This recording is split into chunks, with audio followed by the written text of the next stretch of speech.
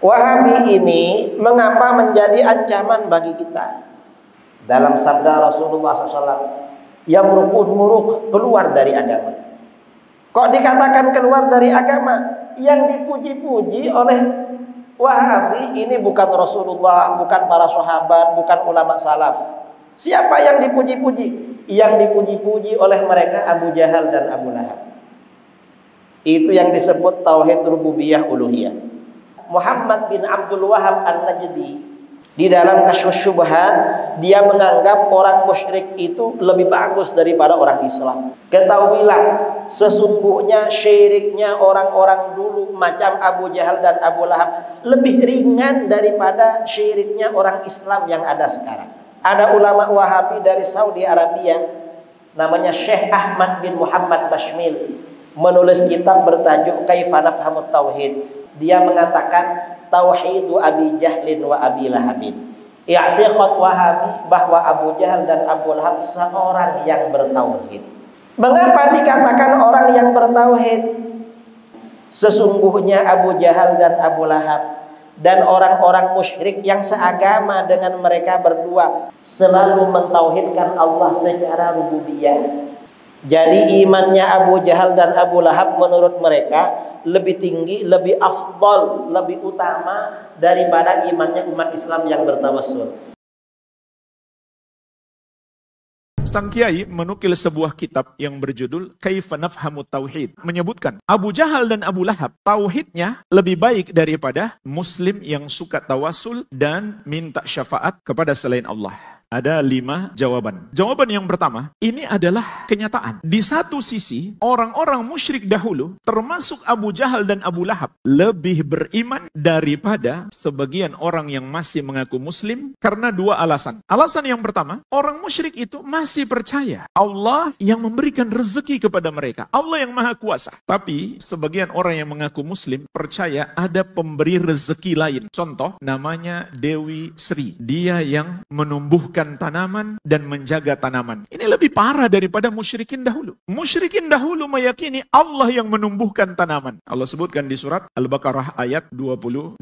Wa anzala minas sama'i ma'an fa akhraja bihi minas samarati rizqan lakum fala taj'alu lillahi andada wa antum ta'lamun. Allah yang menurunkan hujan kepada kalian dari langit. Lalu dengan hujan itu Allah tumbuhkan berbagai macam tanaman sebagai rezeki bagi kalian. Maka janganlah kalian menjadikan untuk Allah tandingan-tandingan dalam sesembahan. Padahal kalian mengetahui. Mengetahui apa? Mengetahui Allah yang turunkan hujan, Allah yang tumbuhkan tanaman. Bandingkan dengan sebagian orang yang mengaku muslim hari ini, yang masih percaya kepada Dewi Sri. Dan juga Sang Kiai menukil sebuah kitab yang berjudul Kaifa Nafhamut Tauhid. Ditulis oleh seorang penuntut ilmu. Anda juga baru baca namanya. Baru tahu setelah disebutkan oleh Kiai tersebut. Di halaman 12, memang beliau menyebutkan Abu Jahal dan Abu Lahab tauhidnya lebih baik daripada muslim yang suka tawasul dan minta syafaat kepada selain Allah. Dan beliau sebutkan di situ contoh di halaman 18-nya. Ketika beliau naik kapal, tiba-tiba terkena badai di laut. Maka ada sekelompok orang menyuruh penumpang untuk berdoa kepada seorang wali yang namanya Ibnu Isa. Maka mereka mulai berdoa, Ya Ibnu Isa, Ya Ibnu Isa, wahai Ibnu Isa, wahai Ibnu Isa, selamatkan kami. Bandingkan jemaah sekalian dengan orang musyrik dahulu. Allah sebutkan di surat Al-Ankabut ayat ke-65. Fa'idha rokibu fil fulki da'allaha mukhlishina lahuddina. Ketika mereka naik kapal, mereka berdoa kepada Allah dengan memurnikan ibadah hanya untuk Allah. Mereka lupakan semua berhala-berhala mereka. Ini menunjukkan orang musyrik dahulu dalam hal ini lebih baik daripada mereka yang masih mengaku muslim, yang masih mengucapkan syahadat. Ketika ditimpa musibah, mereka masih berbuat syirik. Nah, ini alasan yang kedua. Fakta yang kedua, ketika ditimpa bencana, bukannya bertobat, malah tambah berbuat syirik. Bandingkan dengan orang musyrik dahulu. Sebab jemaah sekalian, yang mereka sebut tawasul itu ada 2. Yang pertama, berdoa kepada para wali agar doanya diteruskan kepada Allah. Yang kedua, berdoa kepada para wali karena yakin wali itulah yang mengabulkan. Maka tawasul yang pertama itu mirip seperti musyrik jahiliyah. Mereka berkata, "Ma na'buduhum illa liyuqarribuna ilallahi zulfa." Tidaklah kami menyembah mereka kecuali agar kami didekatkan kepada Allah sedekat-dekatnya. Tapi ketika mereka mereka berdoa kepada para wali dengan keyakinan wali itulah yang menyelamatkan, ini lebih parah daripada musyrikin jahiliyah. Dan ini yang dimaksud oleh penulis. Jawaban yang kedua, yang mengatakan mereka masih punya keimanan, itu adalah Allah sendiri. Dalam surat Yusuf ayat 106, Allah Subhanahu wa taala berfirman, "Wa ma yu'minu aktsaruhum billahi illa wa hum musyrikun." Dan tidaklah kebanyakan mereka beriman kepada Allah kecuali mereka juga berbuat syirik. Jadi, Allah yang mengatakan mereka masih punya keimanan, bukan kesimpulan ulama. Oleh karena itu, At-Tabari rahimahullah menyebutkan dalam tafsir beliau, Ibnu Abbas radhiyallahu anhuma berkata tentang surat Yusuf ayat 106, "Min imanihim," di antara keimanan mereka, "idza qila lahum," apabila dikatakan kepada mereka, "Man khalaqas sama," siapakah yang menciptakan langit, "wa man khalaqal arda," dan siapakah yang menciptakan bumi, "wa man khalaqal jibal," dan siapakah yang menciptakan gunung-gunung, qalu, niscaya mereka akan menjawab, Allah. Wahum musyrikun, namun mereka mempersekutukan Allah, yaitu dalam ibadah. Sebagaimana kata Ikrimah, wahum ya'buduna ghairahu, mereka menyembah kepada selain Allah. Jadi, di framing seakan-akan ulama ahli sunnah mengatakan orang-orang musyrik dahulu beriman secara mutlak. Padahal tidak. Yang dimaksud adalah mereka beriman di satu sisi dan berbuat syirik di sisi yang lain. Untuk menjelaskan bahwa jika iman kita sebatas iman kepada Allah sebagai Rabb, kita masih sama dengan orang-orang musyrik. Maka iman kita harus berbeda dengan mereka, yaitu kita juga beriman hanya Allah yang berhak disembah. Jawaban yang ketiga, ini juga pemahaman ulama ahli tafsir. Ibnu Katsir rahimahullah, ketika beliau menafsirkan surat Az-Zukhruf ayat 87, Allah Subhanahu wa taala berfirman, "Wala in sa'altahum man khalaqahum la yaqulunna Allah." Kalau kamu tanya kepada mereka, siapa yang menciptakan mereka? Niscaya mereka akan menjawab Allah. Dan ayat-ayat yang semisal. Maka beliau berkata, "Ayhum mu'tarifuna bi annahul fa'il li jami'i dzalika wahdahu la syarikalah." Maksudnya adalah mereka mengakui, mengimani bahwa yang melakukan semua itu adalah Allah yang satu saja, tidak ada sekutu baginya. Yang mencipta, yang menurunkan hujan dari langit, yang menumbuhkan tanaman, yang memberi rezeki. Kata Ibnu Katsir rahimahullah, mereka meyakini yang melakukan semua itu hanya Allah yang satu saja, tidak ada sekutu baginya. Ini perlu kita sampaikan karena sebagian orang mulai memframing. Ini pemahaman baru. Tadi saya sudah sebutkan apa kata Ibnu Abbas, begitu pula apa kata Ikrimah, sekarang kata Ibnu Katsir. Dan Ibnu Katsir tidak ada seorang pun dari mereka yang mencela beliau. Ulama ahli tafsir yang bermadhab Syafi'i. Kemudian lanjutan ucapan beliau, "Tummahum ya'buduna ma'ahu ghairahu mimma ya'tarifuna annahu la yakhluq wa la yarzuq." Tapi kemudian mereka menyembah bersama dengan Allah kepada selain Allah. Yang mereka yakini, yang mereka sembah itu nggak bisa mencipta, nggak bisa pula memberikan rezeki. Mereka yakin yang bisa mencipta dan bisa memberi rezeki hanya Allah yang satu saja. Maka Ibnu Katsir rahimahullah menegaskan, "Wa inna ma yastahiqu ayyufrada bil ibadah man huwal mutafarridu bil khalqi war rizqi." Sesungguhnya hanyalah yang pantas disembah adalah Dia yang esa dalam mencipta dan memberikan rezeki. Jawaban yang keempat, kita katakan kepada mereka, jangan mempertentangkan dalil. Kenapa mereka menolak bahwa orang kafir di masa dahulu punya keimanan terhadap rububiyah? Karena ada beberapa ayat, di antaranya surat Yasin ayat 78. Allah Subhanahu wa taala berfirman, "Wa daraba lana mathalan wa nasiya khalqah." Orang musyrik, yaitu tentang seorang musyrik di masa Nabi sallallahu alaihi wasallam, membuat perumpamaan bagi kami dan dia lupa dengan penciptaannya. Qala, perumpamaan yang dia buat, dia berkata, "Man yuhyil idhama wa hiya ramim." Siapakah yang dapat menghidupkan tulang belulang ini setelah hancur berkeping-keping? Berarti ini adalah dalil yang menunjukkan orang-orang musyrik jahiliyah tidak beriman Allah mampu menciptakan mereka setelah mati. Betul, itu di antara pengingkaran mereka terhadap rububiyah Allah. Oleh karena itu jemaah sekalian, ini tidak bertentangan. Allah mengabarkan mereka beriman di satu sisi, tidak menafikan mereka masih punya banyak kesyirikan yang lain. Ini tidak bertentangan. Itulah sebabnya para ulama ahli sunnah menjelaskan, dan ini sekaligus jawaban yang kelima. Jadi jawaban yang keempat tadi kita katakan, jangan mempertentangkan ayat. Ayat nggak mungkin bertentangan. Pemahaman kita yang salah. Jawaban yang kelima, ulama ahli sunnah ketika mengatakan orang-orang musyrik dahulu masih punya keimanan kepada rububiyah, itu bukan berarti menyamakan secara 100% antara keimanan mereka kepada rububiyah dan keimanan orang-orang muslim kepada rububiyah. Bukan maksudnya menyamakan 100%. Faktanya jemaah sekalian, dalam buku-buku tauhid yang disusun para ulama ahli sunnah menyebutkan dua perbedaan antara keimanan orang-orang orang-orang musyrik terhadap rububiyah dan keimanannya umat Islam. Perbedaan yang pertama, keyakinan mereka terhadap rububiyah hanyalah secara global, sedangkan keyakinan umat Islam secara terperinci. Jadi, tidak bertentangan antara ayat, cuma penjelasan secara global dan penjelasan secara terperinci. Secara global, mereka masih meyakini Allah itu maha kuasa, yang maha memberikan rezeki, yang menciptakan segala sesuatu. Tapi kalau diperinci, ada bagian yang mereka tidak yakini. Di antaranya, mereka tidak meyakini Allah mampu menghidupkan orang yang sudah mati dan sudah menjadi tulang belulang. Adapun umat Islam yakin Allah maha mampu melakukan itu. Bahkan secara akal sehat, itu lebih mudah menciptakan sesuatu yang tadinya sudah pernah ada dibanding menciptakan sesuatu yang tadinya belum ada. Inilah makna ayat. Wa daraba lana mathalan wa nasiya khalqah. Orang musyrik itu membuat perumpamaan kepada kami untuk menolak Allah maha mampu menciptakan manusia setelah mati dan dia lupa dengan penciptaannya. Maksudnya, dia kan dulunya nggak ada, tapi Allah mampu mengadakannya. Maka, mengadakan sesuatu yang dulu pernah ada, itu seharusnya lebih mudah. Perbedaan yang kedua, keyakinan orang musyrik dahulu terhadap rububiyah masih cacat dengan berbagai macam keyakinan yang batil. Sedangkan keyakinan umat Islam terhadap rububiyah itu bersih dari penyimpangan-penyimpangan. Contoh, mereka meskipun meyakini Allah yang menurunkan hujan, tapi mereka juga meyakini bintang-bintang adalah sebab turunnya hujan. Dan ini termasuk syirik yang Allah sebutkan di surat Al-Waqiah ayat ke-82.